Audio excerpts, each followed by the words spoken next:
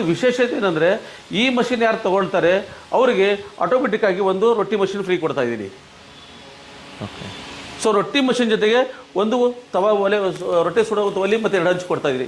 ಇದು ಯಾಕಂತಂದರೆ ಇದಕ್ಕಿಂತ ಮೊದಲು ನಾವು ಸಾಧ್ಯಷ್ಟು ಮಟ್ಟಿಗೆ ಬೇರೆ ಕಂಪನಿಯವರೆಲ್ಲ ಮಷಿನ್ ಸೇಲ್ ಮಾಡಬೇಕು ಅನ್ನೋ ಮೋಟದಲ್ಲಿ ನಾನು ಬೈಕ್ ಕೊಡ್ತೀನಿ, ನಿಮಗೆ ಇಸ್ತ್ರಿಕಲ್ ಕೊಡ್ತೀನಿ, ಅದು ಕೊಡ್ತೀನಿ ಏನೋ ಕಥೆಗಳು ಹೇಳ್ತಾ ಇದ್ದರು. ಅದು ನಾವು ಆ ಥರ ಮಾಡಿಲ್ಲ. ಕಸ್ಟಮರ್ಗೆ ಏನಂದರೆ ಅವ್ರಿಗೆ ನಾವು ಪಾಕೆಟ್ ಮನಿ ಎಷ್ಟಿದೆ ಅಷ್ಟರಲ್ಲಿ ಅವ್ರು ದುಡಿಬೇಕು, ಆ ರೊಕ್ಕದಲ್ಲಿ ದುಡಿಯೋಂಥ ವ್ಯವಸ್ಥೆ ಮಾಡ್ಕೋಬೇಕು.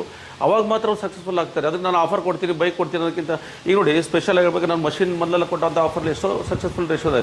ಆದರೆ ಈಗ ಹೊಸದಾಗಿ ಇವತ್ತು ನಾನು ಬೈಕ್ ಕೊಡೋಕ್ಕಿಂತ ಉದಾಹರಣೆಗೆ ಒಂದು ಮನೇಲಿ ಒಬ್ಬ ಅತ್ತೆ, ಸೊಸೆ, ಮಕ್ಕಳು, ಗಂಡ ಎಲ್ಲ ಇದ್ದವರು 4-5 ಜನ ಮನೇಲಿ ಇದ್ದಾರೆ ಅಂದ್ಕೊಳ್ಳಿ. ಸೊ ಒಂದು ಪೇಪರ್ ಪ್ಲೇಟ್ ಮಷಿನ್ ತೊಗೊಂಡೋರು ಅಂತ ತಿಳ್ಕೊಳ್ಳಿ. ಓಕೆ.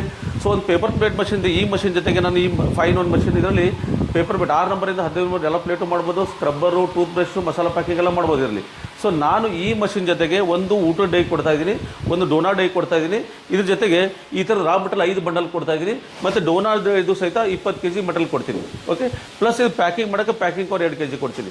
ಸೊ ಇನ್ನೊಂದು ವಿಶೇಷತೆ ಏನಂದರೆ ಈ ಮಷಿನ್ ಯಾರು ತೊಗೊಳ್ತಾರೆ ಅವರಿಗೆ ಆಟೋಮೆಟಿಕ್ಕಾಗಿ ಒಂದು ರೊಟ್ಟಿ ಮಷಿನ್ ಫ್ರೀ ಕೊಡ್ತಾ ಇದ್ದೀನಿ. ಓಕೆ. ಸೊ ರೊಟ್ಟಿ ಮಷಿನ್ ಜೊತೆಗೆ ಒಂದು ತವಾ ಒಲೆ, ರೊಟ್ಟಿ ಸುಡೋ ಒಲೆ ಮತ್ತು 2 ಹಂಚು ಕೊಡ್ತಾ ಇದ್ದೀರಿ. ಇದು ಯಾಕೆ ಪ್ರಮೋಟ್ ಮಾಡ್ತಾ ಇದ್ದೀರಿ ಅಂದರೆ ಇವತ್ತು ಆಲ್ಮೋಸ್ಟ್ ಆಲು ಮನೇಲಿರೋಂಥ ಹೆಣ್ಮಕ್ಳು 35-40 ವರ್ಷದಲ್ಲಿರೋ ಹೆಣ್ಮಕ್ಳಿಗೆ ಆಲ್ಮೋಸ್ಟ್ ಆಲ್ ಇವತ್ತು ತಗ್ಗಿ ಬಗ್ಗಿ ಕೆಲಸ ಮಾಡೋಕೆ ಕಷ್ಟ ಆಗಿರ್ತದೆ. ಅದಕ್ಕೆ ಒಂದು ಕಾಂಪ್ಯಾಕ್ಟ್ ಆಗಿರೋಂಥ ಮಷಿನ್ ಅಂದರೆ ಭಾಳ ಸಿಂಪಲ್ ಆಗಿ ಮನೇಲಿ ರೊಟ್ಟಿ ಹಿಟ್ಟು ಕಲಿಸ್ಕೊಂಡು ಆರಾಮಾಗಿ ಚಕ್ಲಂಕರ ಹಾಕೊಂಡು ಕೂತ್ಕೋಬೋದು. ಹೀಗೆ ಓಕೆ. ಉದಾಹರಣೆ ಅಂದರೆ ಭಾಳ ರೊಟ್ಟಿ ಮಷಿನ್ ಮಾಡೋ ಕಂಪ್ನಿಗಳು ಏನು ಮಾಡ್ತಾರೆ ಅಂದರೆ 1 ತಾಸಿಗೆ 300 ರೊಟ್ಟಿ, 400 ರೊಟ್ಟಿ, 500 ರೊಟ್ಟಿ, 800 ರೊಟ್ಟಿ ಅಂತ ಹೇಳ್ತಾರೆ, 1000 ರೊಟ್ಟಿ ಅಂತ ಹೇಳ್ತಾರೆ. ಸರ್ ನಾನೇ ಹೇಳ್ತಿರೋದಿಷ್ಟೇ, ಹೆಣ್ಮಗಳಿಗೆ ಕೇಳಿ 1 ರೊಟ್ಟಿ ಬೇಯಕ್ಕೆ ಎಷ್ಟು ನಿಮಿಷ ಬೇಕು ಅಂತ. ಮಿನಿಮಮ್ 10 ನಿಮಿಷ ಆದರೂ ಬೇಕು ಒಂದು ರೊಟ್ಟಿ ಬೇಯಕ್ಕೆ. 1 ತಾಸಿಗೆ ಎಷ್ಟಾಯಿತು ಸರ್? ಸರ್ 1 ತಾಸಿಗೆ 6 ರೊಟ್ಟಿ ಆಯಿತು. 6 ರೊಟ್ಟಿ ಅಲ್ಲ, 1 ನಿಮಿಷ 30 ರೊಟ್ಟಿ ಆಗುತ್ತಾ? ಸೊ 1 ತಾಸಿಗೆ 30 ರೊಟ್ಟಿ, 1 ತಾಸಿಗೆ 300 ರೊಟ್ಟಿ ಬಂದರೆ 30 ರೊಟ್ಟಿ ಸುಡೋದಕ್ಕೂ 300 ರೊಟ್ಟಿ ಬೇಯಿಸೋದಕ್ಕೆ ತೆಗೆಯೋದಕ್ಕೂ ಏನು ಡಿಫ್ರೆನ್ಸ್ ಇದೆ? ರೊಟ್ಟಿ ಹಿಟ್ಟಾಳಾಗುತ್ತದು. ಅಂದರೆ ರೊಟ್ಟಿ ಬೇಯಿಸೋಕ್ಕೆ ಟೈಮ್ ಬೇಕು. ಆ ಟೈಮ್ ಬೇಕಾಗಿದ್ದಕ್ಕೆ ಒಂದು ಕಾಂಪ್ಯಾಕ್ಟ್ ಮಷಿನ್ ಆರಾಮಾಗಿ ಕೂತ್ಕೊಂಡು ನೆಲ ಮೇಲೆ ಕೂತ್ಕೊಂಡು ನಿಧಾನವಾಗಿ ಸೌಂಡ್ಲೆಸ್ ಮಷಿನ್ ಇರುತ್ತೆ, ನಿಧಾನವಾಗಿ ತೊಗೊಂಡು ಹಾಕ್ಕೊಳ್ಳೋಂಥದ್ದು.